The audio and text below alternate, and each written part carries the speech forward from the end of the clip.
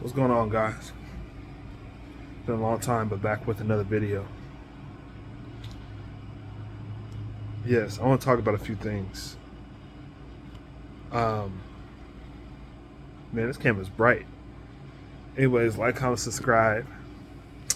We're gonna talk about a few things, man, regarding UFC and what transpired because there's been so much, man.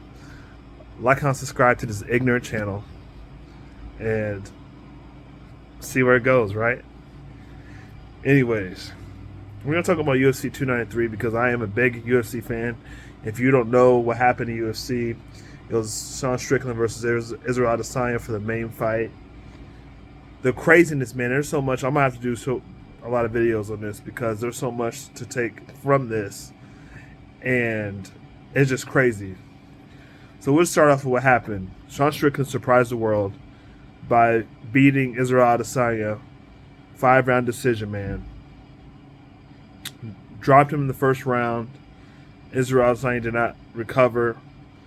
It was a complete shutout domination. I was just, in my opinion, man, I was hoping for Sean Strickland to win, but I wasn't too sure if he was going to win. And he proved me wrong in the sense that he had more to his game to offer than what most people thought, right? Everybody picked Iserael Adesanya to win. I did, however, think that Iserael Adesanya, in my opinion, he was overlooking Sean Strickland a lot. In my opinion,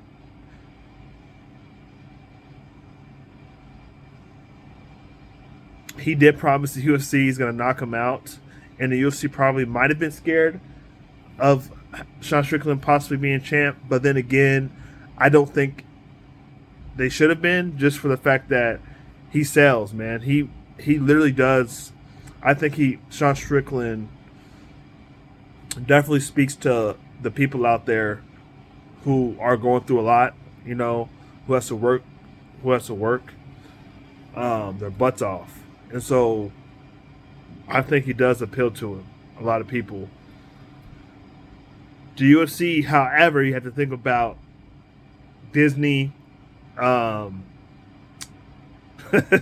Disney. You got to think about ESPN and all that stuff, where they're kind of shot collar. They don't allow. I'm not going to even say free speech, dude.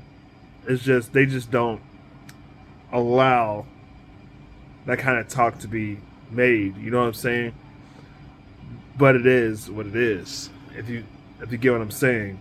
So like, I always think about Disney, right? Where Sean Strickland is the opposite of Disney, man. And I think that's the fact that it causes issues of why the UFC did not want that to happen. Now, if the question is, did the UFC wanted Sean Strickland to lose to make fun of a person that represents what he represents? I'm not sure. But the UFC had been confident to back it up, be like, okay, look, Sean Strickland, it's crazy, but it sells fights. But it'll be nice for Iserael Adesanya to shut him up and make Disney look good because Iserael Adesanya is the biggest star. Who knows?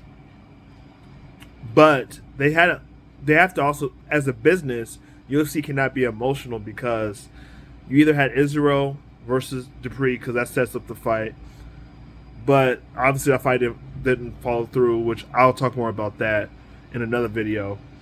So then you have Iserael Adesanya versus Sean Strickland. That sells because what they used was the press conference of Iserael Adesanya versus Jared Cannonier, and then they use Sean Strickland versus Alex Pereira press conference as the seller point of the fight. Now, little did they know that they created a star, but UFC did not see that. I'm surprised that they didn't see that. How many people were catering towards Sean Strickland, how hilarious he was. But instead, it seemed like, based on what Iserael Adesanya said, and who knows if he's just making things up, But apparently, to Israel Adesanya, they really didn't want to make the fight because of the way that he says things, the ways that Sean Strickland says things. So who knows if that actually is legit or not? But I could see that based on Disney, ESPN, UFC. I feel like that all that links together to where it's like, okay, I can see why for their standpoint it might not work because Disney's probably funding a crazy load of money to put this on or whatever deal they got going on. But the UFC as a company, dude, it's fighting. So if Disney's trying to shut them up and saying, hey, you can't say things like that, it's like, dude, it's fighting. You can't really shut them up. That's what makes fighting different, the UFC different, is that there's people that come from different backgrounds and beliefs. So, like, you can't shut people up. Disney has no say-so in that. Disney can't do that because the way fighting is, it's like you can't be like, oh, this is for children, but then again, dude, there's freaking blood on the screen. You know what I mean? And cuts and stuff. Like, you just can't censor that. Okay? So, let's get that out the way. But, my afterthoughts, man. Now, let's talk about Iserael Adesanya. He was so confident he's going to knock out Strickland. You look at his YouTube channel and all that stuff. And didn't do it. He was shaking. Shaking bad. Right? The press conference is what, obviously, if you're not a fan of UFC, the press conference is what happens after fights. You have a pre-press conference to kind of hype you up for the fight, and then you have the post-press conference that, you know, you want to see just so as a fan, you're like, okay, what's going on in UFC? The fighter, you know, after the fight, how are these fighters thinking? You know, all that stuff. And it was the weirdest press conference. You know Iserael Adesanya was broken because it was very fast.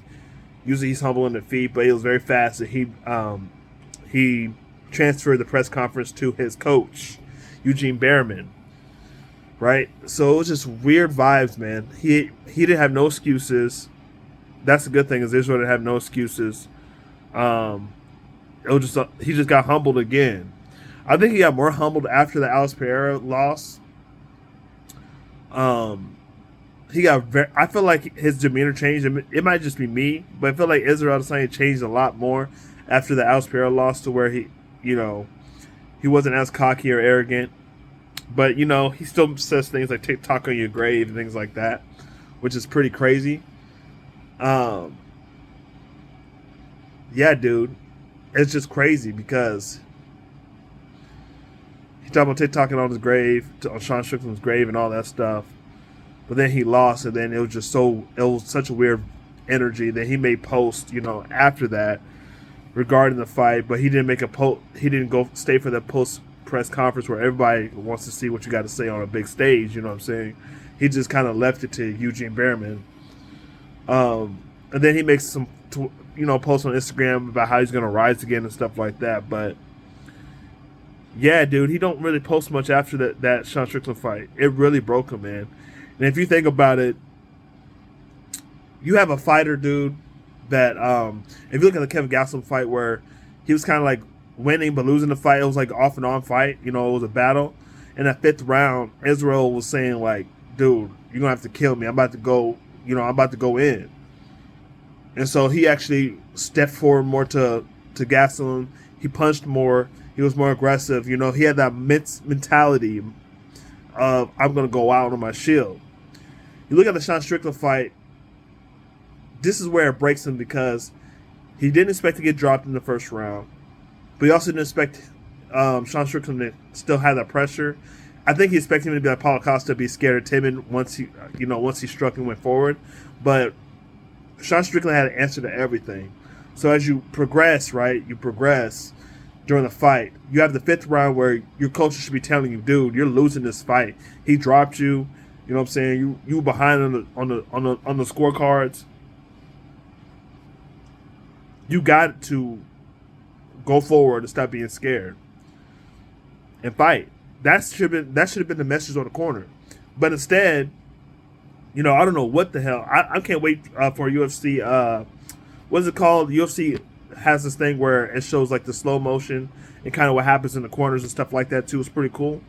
I can't wait to see that because it's like, dude, what was the advice to Iserael Adesanya? Like, it should have been like, dude, you're losing on the scorecards. But apparently, also to Eugene Behrman, he was like, dude, we didn't really have much advice for him because he was getting hit. He was throwing punches and getting countered. That's how good Sean Strickland is. That makes you scared. It's like, dude, if I throw a punch, I'm gonna get hit. We'll talk more about that too. But during the fight, that 5th round, Iserael Adesanya should have been focused on doing what he can to win and go out on the shield. It's like the worst already happened. You got dropped. You're losing the rounds. You're getting hit. You're getting countered.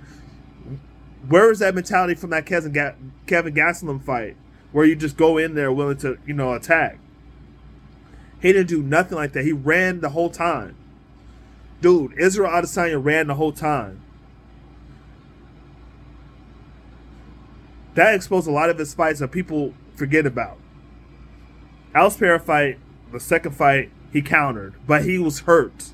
I looked at it the fight multiple times, man. I was like, okay, let's really think about this. Did Iserael Adesanya really go more aggressive like he said he was going to? He did a little bit, yes, for sure. But if you look at the ending and the sequence of that fight, he was getting hurt, and then he became more reservative again. Alistair kept going for those leg kicks. His leg kicks buckled and went for that combination. It was not by choice that he had to just counter when Alistair was throwing his left hand.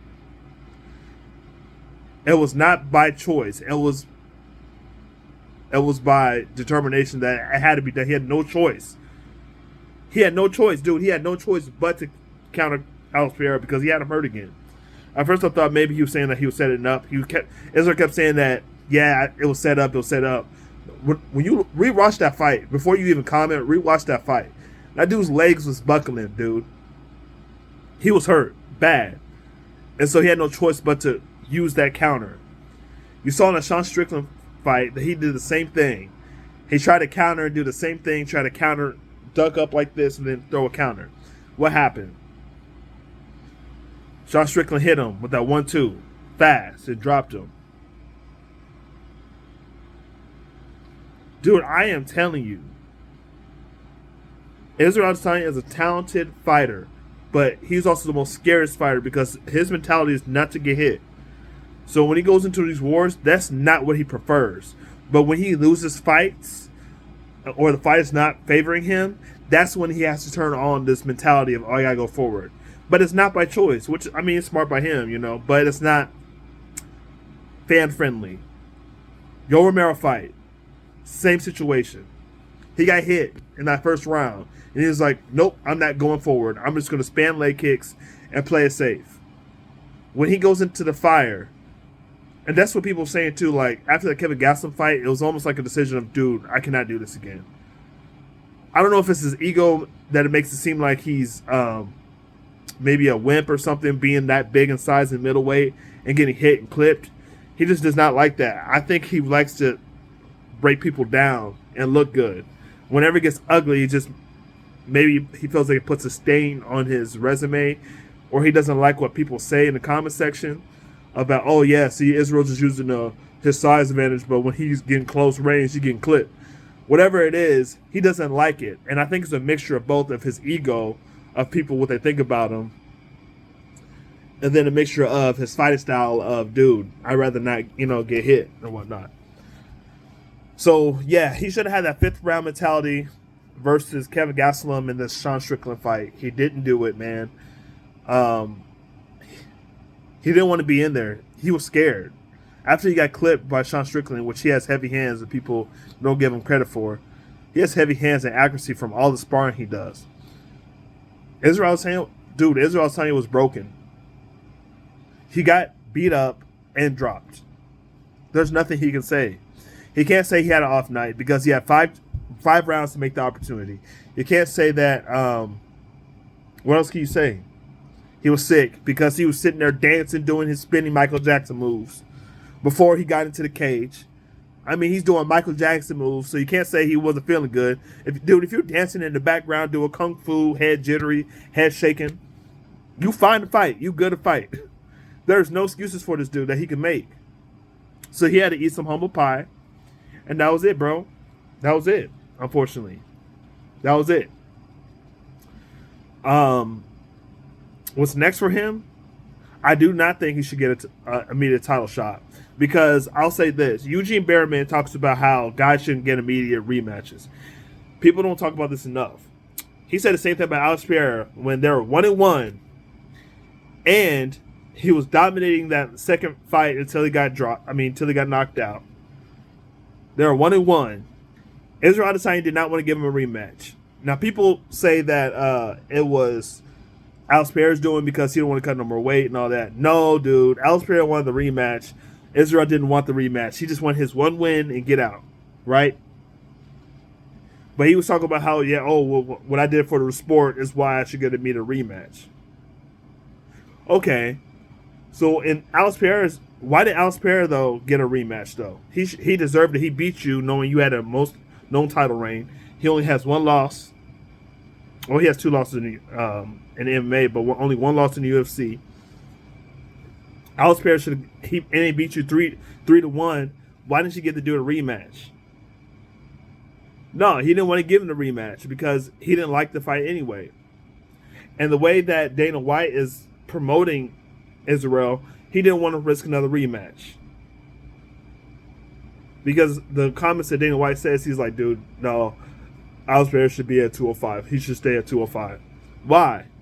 Because they invested so much money in Israel Adesanya and Australia that's why they were very sick that it happened, that they lost. So that's why they're trying to recuperate their investments to make sure that Israel Adesanya better win so they can get their money because he's a superstar, right?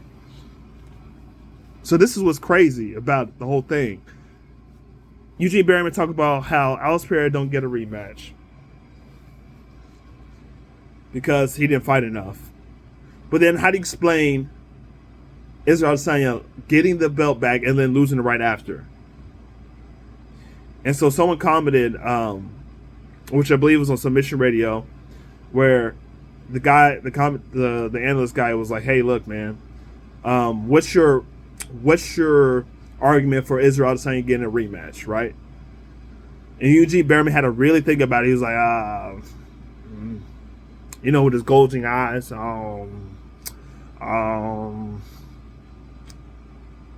well, what Israel Adesanya did for the sport, he deserves a rematch. Also, I would say is that he brings people in the seats. I'm like, that's bullcrap. That's a bullcrap answer, dude. That's a bullcrap answer because Alex Pereira brings people to the seats. Alex Pereira beat the middleweight champion, which was Israel Adesanya. He should have got a rematch, but nah, Eugene wasn't talking about a rematch now. But since it's your boy, and I'm sure it affects your pay as well, the contract. That's why they want to push for the rematch. Because if you think about it, Israel Adesanya signed a big contract, right? He's not made to be fighting regular cards. He's made to fight main events. So now Dana White's like, all right, man, we have to give this man ultimate title shots just like Conor McGregor, because the amount of money we're paying him, we have to recuperate that by main cards or pay-per-view. So that's the only reason why I think the UFC is even talking about doing a rematch with Sean Strickland, is because they have no choice but to recuperate their investments. But to say that he deserves a rematch, he absolutely does not deserve a rematch. Eugene Berman had his eyes up to the ceiling, stuck, didn't know how to answer that question because he knows he don't deserve a rematch either. Right? Which is crazy. So all this stuff happened this last week, man, which was crazy. Israel Adesanya was broken. I think he should fight. Who do I think he should fight? Israel Adesanya should fight either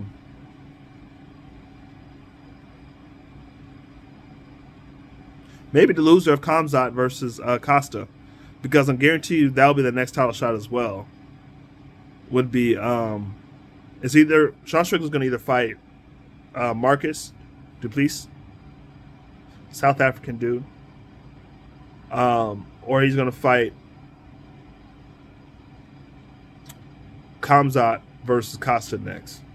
But if Khamzat for sure wins, I think that unfortunately for Duplessis, it's going to be Sean Strickland versus Khamzat for sure. That sets up a big star because Khamzat is also a big star, but he also screwed over the UFC by not making weight for the Nate Diaz fight. That was bad, dude. That was really bad. So that'll be next I think that'll be next. Iserael Adesanya just need to take some time off and then fight the loser of that possibly. And then if he has a good win, maybe talk about getting a rematch just because, yes, he's done a good amount for the sport, but also he's lost twice now. So he should get a break and then fight a contender for sure. There's no doubt about that. And then also his mentality now that, dude, he needs a break. Talking about Lucius and all that stuff. Yeah, Israel Adesanya needs a break, dude. He's not doing good. He hasn't posted really on the social media besides, like I said, Instagram. So please someone check on Israel Adesanya. And yeah, dude, it shocked me, but I wasn't shocked at the same time because everybody. What I will say at the end of this, man, you people in the MMA, I know you guys have comments. You deserve to, make your bets and picks and all that because that's what makes it interesting. But dude, can you please stop with these definitive answers? Oh yeah, Israel Adesanya is gonna knock him out in one round. Oh yeah, he's gonna take him out in 20 seconds. Can you stop with these definitive answers? How many upsets has happened, dude? How many upsets has happened recently? A ton of upsets. Valentina Shevchenko, Amanda Nunes before she retired versus Julian Pena, Leon Edwards versus Kamaru Usman, and now this is another one to the record, dude. Sean Strickland versus Israel Adesanya, another upset. So, man, can you guys please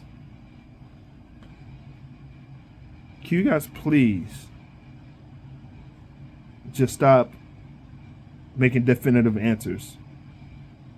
Make your picks on who's going to win. That's cool. That's what we're supposed to do in the community. But to say someone's going to definitely win or there's no way, dude, stop saying there's no way. I think after this fight, though, a lot of people to stop saying that. If not, it's just like, dude, you're spitting out slobber, What else, man? What else? I'm just free-flowing right now. Yeah, man, I mean, that's just crazy. The UFC is going to have to figure a way out of this one. Dana White's sick, making excuses for... Damn, I didn't even talk about that either. It's like, I guess the final thing I'll end this with is, man, the UFC is making excuses. Everybody making excuses for Israel Adesanya, man. It's like, Israel Adesanya don't have any excuses himself. He's sick right now. Even his coach didn't make no excuses, but everybody else talking about his activity. Oh, well, it's his activity that caused him to lose. But no one was talking about his activity before he took this fight. Nobody at all was talking about that. They were just talking about how Sean Strickland was going to get his butt beat. That's it. No one talked about the activity of Israel Adesanya until he lost. I can't believe it. Just think about it. Oh, he's been active champ. That's why he lost. He was tired. He was tired. Dude, Sean Strickland took this fight on short notice. So there's no way you can make that excuse. There's no way. Anyways, like, comment, subscribe. Let me know your thoughts as well. Subscribe to this ignorant channel, MMA News. I'm not even gonna say MMA News, man. Just MMA discussions until we can bring that up higher, But I appreciate it, guys.